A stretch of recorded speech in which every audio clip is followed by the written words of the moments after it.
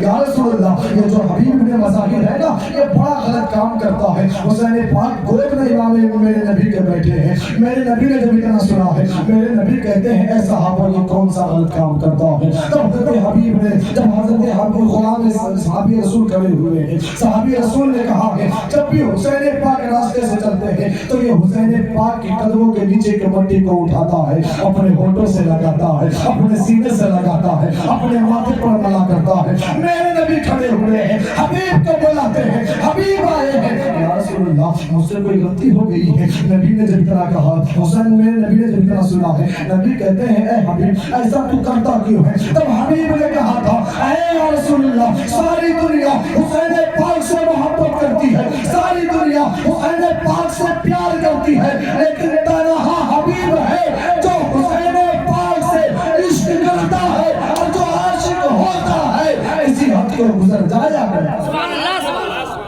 عاشق ہوتا کسی حد اگر عاشق شاہجہاں کے جیسا ہو تو تاج محل بنا دے لیکن وہ عاشق کس کا تھا دنیا والے اس حسین کا تھا جس نے مصطفیٰ کے دین کو بچانے کے لیے کربلا میں شامل.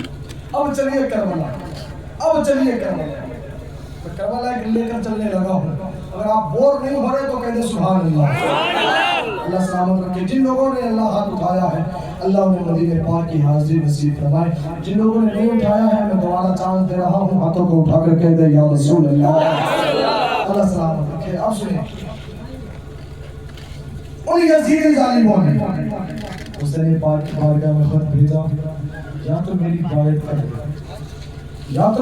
کر دو یا تو تم مجھ سے لڑنے کے لیے تیار ہو جاؤ. حسین پاک نے کہا لڑنا تو مجھے ہے میں بیعت تو نہیں کروں گا اگر تیری خواہش ہے تو آ میں لڑنے کے لیے تیار ہوں. اب حسین پاک کو کوفہ میدان بلایا گیا کربلا کے میدان میں. حضرت امام حسین نے جب کربلا کا سفر کرنا شروع کیا تو اس سے پہلے اپنے نانا جان کے قول پر نانا جان آج مجھے آپ کے دین کو بچانے کے لیے جانا ہے.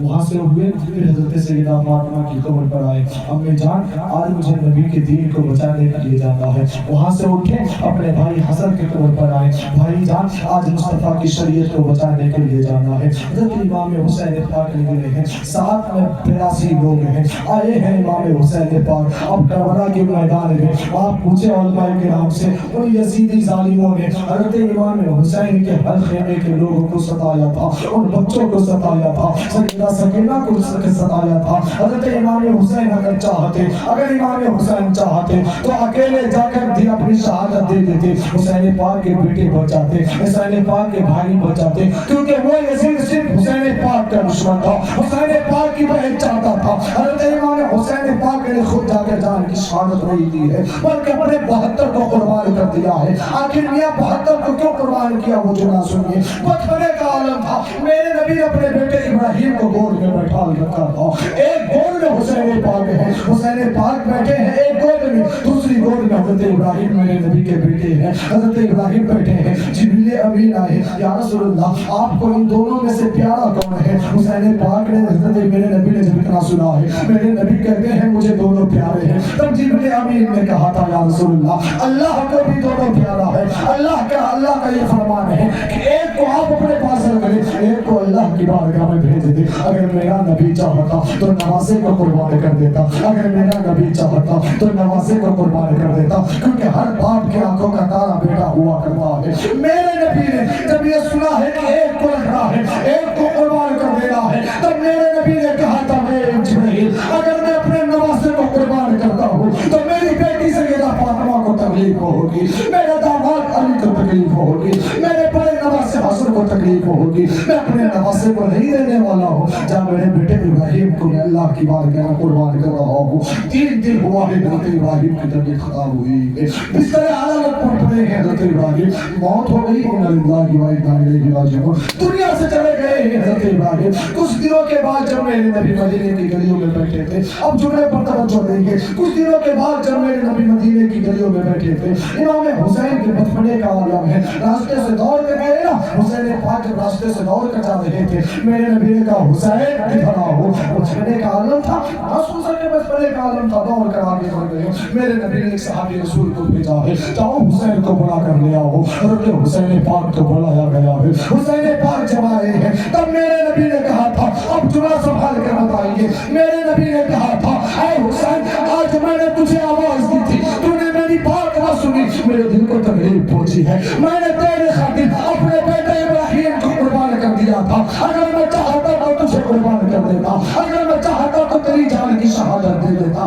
اتنا جب امام حسین پاک نے سنا ہے، بچپنے کا عالم ہے، کہتے ہیں نانا جان آپ نے مجھ پر، جملہ ادھر توجہ ادھر کرے، نانا جان آپ نے مجھ پر ایک قربان کیا ہے، آپ کا نواسا وعدہ کرتا ہے 72 میں آپ 72 کو آپ کے دین پر قربان کرتا ہوں۔ ہمارا صاحب آپ نے ایک قربان کیا، میں کتنے قربان کروں گا؟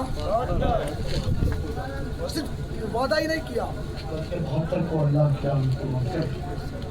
اب چلیے کرنا 9ویں محرم کی رات ہے، کیا کر رہے ہیں بھائی صاحب؟ او بھائی صاحب کمیٹی والے سلام پڑھ دیا جائے؟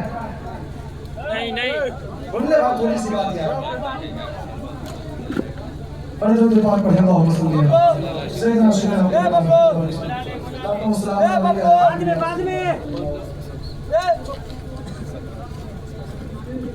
اب 9ویں محرم کی رات، جس رات کو ہمارا جوان شراب پی کر ڈھول تاشوں میں مشغول رہتا، معاف کیجئے گا اگر آپ یہ سوچ رہے کہ میں آپ کے دل کے مطابق تقریر کروں گا تو مجھ سے نہیں ہونے والا، دوبارہ میں بولا یہ کوئی دقت نہیں، لیکن وہی بتا کر جاؤں گا جو مصطفیٰ کا دین ہے، جو مصطفیٰ کی شریعت ہے۔